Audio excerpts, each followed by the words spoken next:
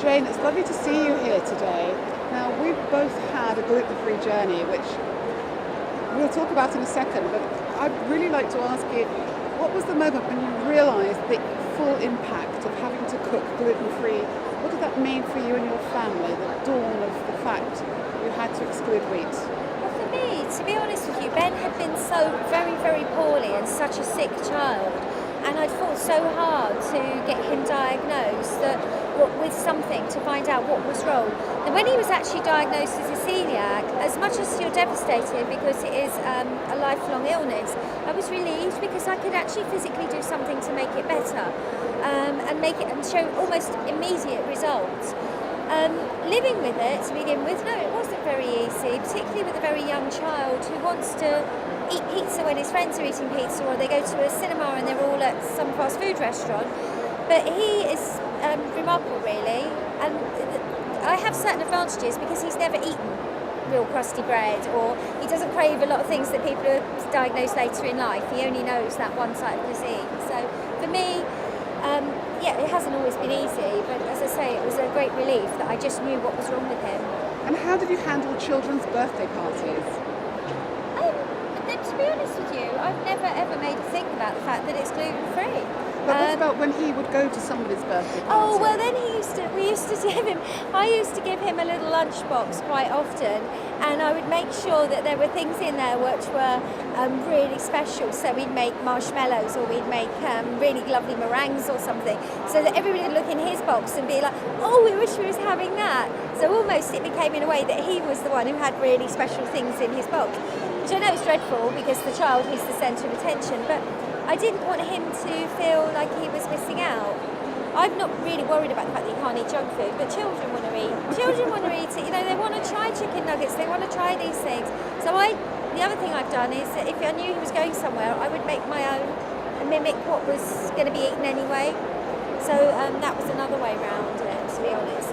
I think the hardest problem we had was ignorance from other people, particularly when he was first diagnosed, in that people thought that you were just making a fuss. And I had an instance where somebody actually didn't give him the pizza that I'd supplied and gave him an ordinary pizza and made him extremely ill. And that was the hardest thing, when it was out of my control and other people not understanding the severity of the condition.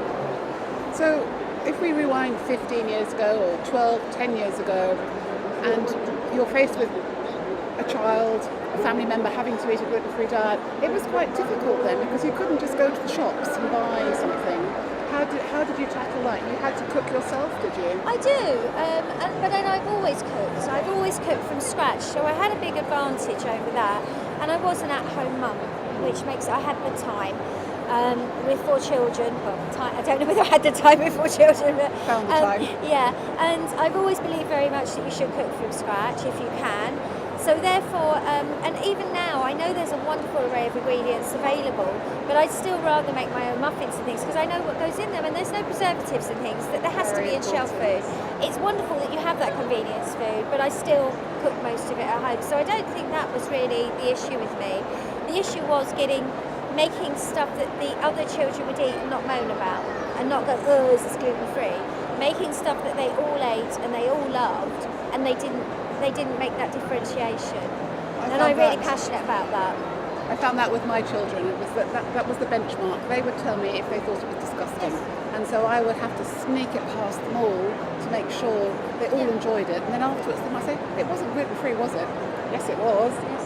That was great. You could actually sneak it past the others. And I think that's really important. Absolutely so important. If you can dish up, or even when people come around for dinner, if we're doing roast beef and Yorkshire pudding, and they'll say, wow, those Yorkshire puddings are so lovely and light, how do you cook them? When I say I'm gluten-free, they're genuinely shocked. I want to ask you something else now. It's great that you've cooked. You have 4 children, you've cooked. I'm sure they've helped you in the kitchen. And that's a great role model for the next generation.